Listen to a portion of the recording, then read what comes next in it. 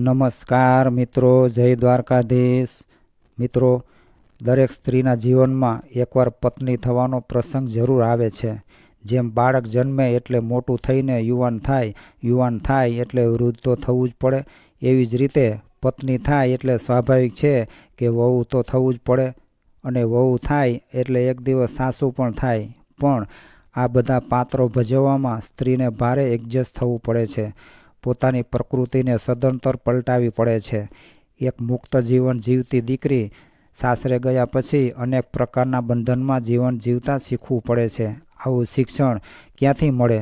શું આજકાલની શિક્ષણ પદ્ધતિમાં એક કોર્સ છે ખરો? જે કંઈ શીખે છે તે માતા પાસેથી જ શીખે છે, પરંતુ તેમાં ઉચ્ચ સંસ્કારોનું સિંચન કેટલું મળે? વળી પોતાના જીવનની સમસ્યાઓ કંઈ નવી જાતની આવીને ઊભી રહે ત્યારે શું કરવું? ઘણી ખરી માતાઓ પોતે જ સમસ્યાઓમાં ડૂબેલી રહેતી હોય તો તે પોતાની દીકરીને શું શીખવાડી શકે? મા માટે સ્ત્રીને ખૂબ જ સંઘર્ષ કરવો પડે છે. જ્યારથી પરણીને સાસરે આવે ત્યારથી પહેલી શરૂઆત એના માનસ પર એક જાતના દબાણથી થાય છે, અને તે છે નવા ઘરમાં હું કેવી રીતે એડજસ્ટ થઈ શકીશ, તેમાંય ખાસ નવા ઘરની નવી પદ્ધતિથી રસોઈ કરવી મને ફાવશે કે નહીં, મારું બનાવેલું ભોજન બધાને ભાવશે કે નહીં, રસોઈ બગડી જશે તો, કોઈ કંઈ કહેશે તો. આવા અનેક પ્રકારના દબાણ સાથે ઘરકામ કરતી હોય છે. પરિણામે સહજતા તૂટે છે અને કામમાં ધબડકો થવા લાગે છે. તેથી વધારે દબાણ આવે છે. આવી ગૂંગળામણ પાર વગરની હોય છે.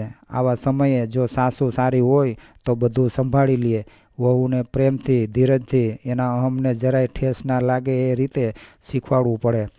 કદાચ નવી વહુ 9 દાડાની કહેવત એ સાર્થક કરે, પણ પછી એની ધીરજનો અંત આવે.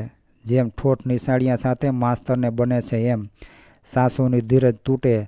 પછી સાસુમાની રેકળ સવારથી સાંજ સુધી વાગ્યા જ કરે કે મારા દીકરાને આવું શાક ભાવે, આવી ગ્રેવીવાળું, આવા સ્વાદવાળું. તારા સસરાને વળી જુદી જ ગ્રેવીવાળું ભાવે.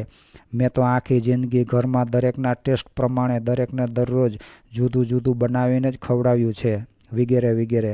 એટલે પેલી વહુ ગભરાય, હજુ એકના ટેસ્ટનું તો ફાવતું નથી, ત્યાં દરેકનું ક્યાંથી પહોંચી વળીશ?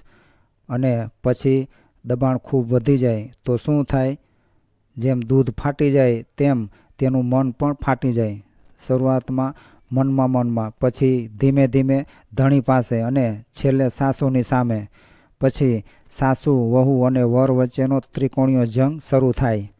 શરૂઆતના સ્ટેજમાં વહુ પોતાના વરને વારંવાર ફરિયાદ કરે છે કે તારી મા તો મને આમ કહે છે, તેમ કહે છે, આમ કરાવે છે, તેમ કરાવે છે, હું ગમે તેટલું સારું કરું તોય ખામી કાઢ્યા જ કરે છે, મને તો હવે અહીં ખૂબ જ ગૂંગળામણ થાય છે. ત્યારે પતિની સ્થિતિ કફોડી થાય છે. હજુ માનો સ્વભાવ વિશેષ રહેલો છે ત્યાં પત્નીની ઉપાધિ આવી પડી. પછી કહે છે કે મારી માં આવી નથી, તું જ એવી છે, મારી માં તો સારી છે. અહીં પતિએ ખૂબ જ જાગૃતિપૂર્વક પત્નીને આનું સમાધાન કરાવવું જોઈએ, જે એ ચૂકી જાય છે. એટલે પત્ની મનમાં ધીરે રહીને ગાંઠ વાળે છે કે આ તો માવડિયો છે, ક્યારેક મોટી આગ લાગશે ત્યારે એને ખબર પડશે. આમ કરતાં કરતાં 1-2 વર્ષ વીતી જાય છે. અંતે વહુ ફેલ થાય છે અને પતિ માના જ પક્ષમાં રહે છે. પછી ક્યારેક મા દીકરાને જામે નહીં અને એવું મોટું છમકલું થાય ત્યારે પત્ની ધીમે રહીને મમરો મૂકે. હું તો કેદુની કહું છું કે આ તારી મા જ એવી છે, મારી જોડે તો આવું રોજ કરે છે. અને પછી પેલો ઢીલો પડે છે અને એનો અભિપ્રાય બદલાય છે અને કહે છે કે હા, તારી વાત સાચી છે, મારી મા જ એવી છે. ત્યાર પછી ધીમે ધીમે વહુ ગુરુ બની જાય છે. પછી વહુ આગળ પાછળની બધી જ દાજ કાઢે છે અને અંતે પરિવાર વિખેરાઈ જાય છે અને જુદા થાય છે, નોખું ઘર માંડે છે. આમ સાસુ પોતે જ અણસમજથી પોતાના ઘડપણને એકલવાયું નોતરે છે. જો શરૂઆતમાં સાસુ વહુને સાચવી લે, જેમ દીકરીને તાલીમ આપે એમ વહુ જોડે પ્રેમથી વર્તે અને ધીરજથી કામ લેતા શીખે તો ઘરમાં સ્વર્ગ જેવું વાતાવરણ સર્જી શકાય અને સાસુનું પાછલું જીવન પણ ખૂબ જ સુખ શાંતિથી પસાર થાય. દીકરો, મા અને પત્નીના ત્રિકોણમાં દીકરાની મનોવ્યથા પણ સમજવા જેવી છે. એક બાજુ પોતાની જનેતા છે કે જે કે જેનો ઉપકાર જિંદગીમાં ક્યારેય ન ભૂલાય, અને બીજી બાજુ પત્ની કે જે પોતાનું સર્વસ્વ છોડીને પતિના શરણમાં આવેલી છે તેનો પણ ખ્યાલ સતત રાખવો પડે. આમ આ બે સ્ત્રીઓ વચ્ચે પુરુષની સ્થિતિ સૂળી વચ્ચે સોપારી જેવી થાય છે. આ સમયે પુરુષે ખૂબ જ સમજદારીથી, ધીરજથી અને ગંભીરતાથી રસ્તો કાઢવાનો હોય છે. માને પણ સંભાળવાની અને પત્નીને પણ સંભાળવાની. માનો પક્ષ લે તો પત્ની રિસાઈ જાય અને પત્નીનો પક્ષ લે તો માં રિસાઈ જાય. મિત્રો, આપણા દેશમાં મોટાભાગના છૂટાછેડા સાસુ વહુના અણબનાવને કારણે જ જોવા મળે છે.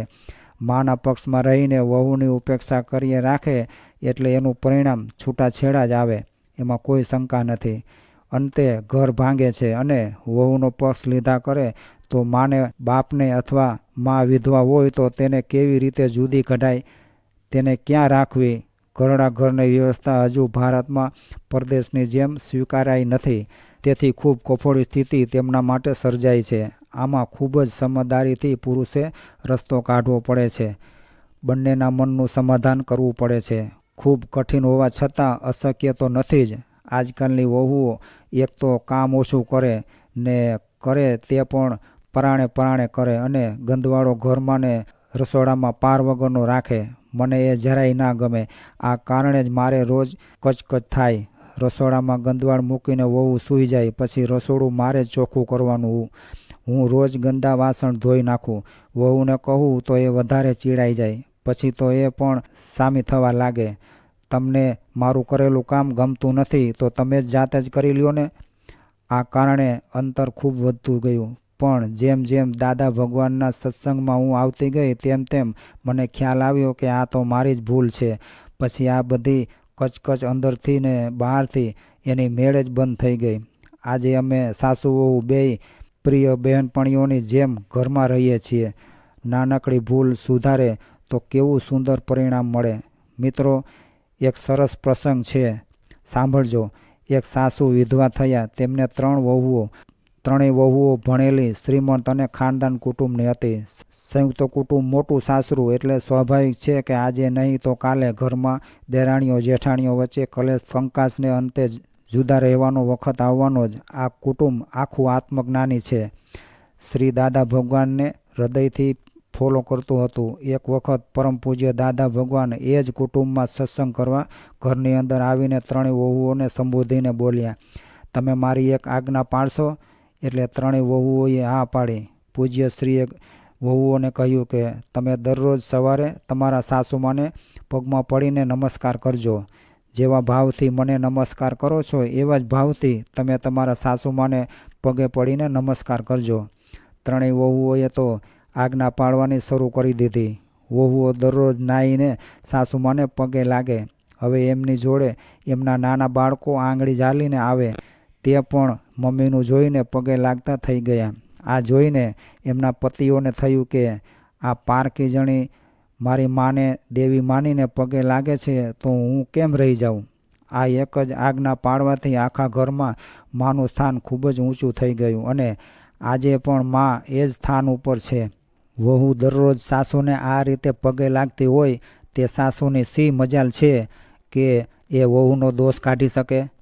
આ પ્રસંગનું વર્ણન અમે જ્યાં જ્યાં સત્સંગ સભામાં જઈએ છીએ ત્યાં કેટલીય વહુઓ સાસુ સાથેના કલેશમાંથી છૂટવા આગલું પાછલું બધું જ ભૂલીને આ રસ્તો અપનાવે છે. પછી એ ઘર નથી રહેતું, ભગવાનનું મંદિર બની જાય છે.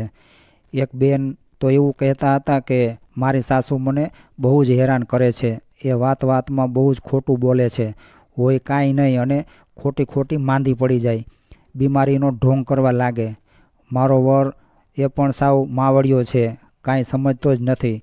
હું તો સાચું બોલનારી છું, ખોટું કેમ ચલાવી લેવાય. હું હવે પિયર આવી ગઈ છું. રોજ આમ થાય તો કેમ જીવાય. મને મારા વર જોડે કોઈ પ્રોબ્લેમ નથી. એ જુદો રહે તો હું સાસરે જવા તૈયાર છું, પણ એ માનતો જ નથી. મને વર તો જોઈએ જ છે. પિયરવાળાએ મને સાસરે જવા કહે છે, પણ સાસુ સુધરે તો જાઉં ને, કાં પછી વર જુદો રહે તો જાઉં. હવે આનો ક્યારે પાર આવે.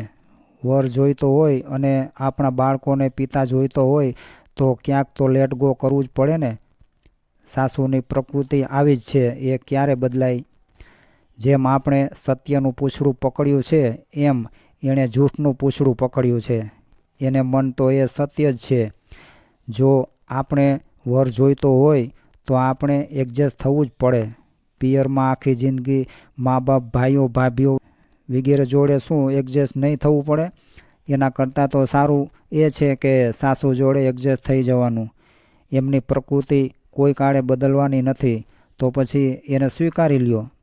એક વખત દિલથી સ્વીકારી લેશો પછી ક્યારેય ફરિયાદ નહીં રહે અને ઘર સચવાઈ જશે, છોકરાય સચવાઈ જશે, આપણા પ્રિય પતિ પણ સચવાઈ જશે. જીવન હર્યું ભર્યું અને રળિયામણું લાગશે. તો મિત્રો, આ સ્ટોરી તમને કેવી લાગી એ કોમેન્ટ કરી જરૂરથી જણાવજો. અને પસંદ આવી હોય તો વિડીયોને લાઇક, શેર અને ચેનલને સબસ્ક્રાઈબ કરવાનું ભૂલશો નહીં. જય દ્વારકાધીશ.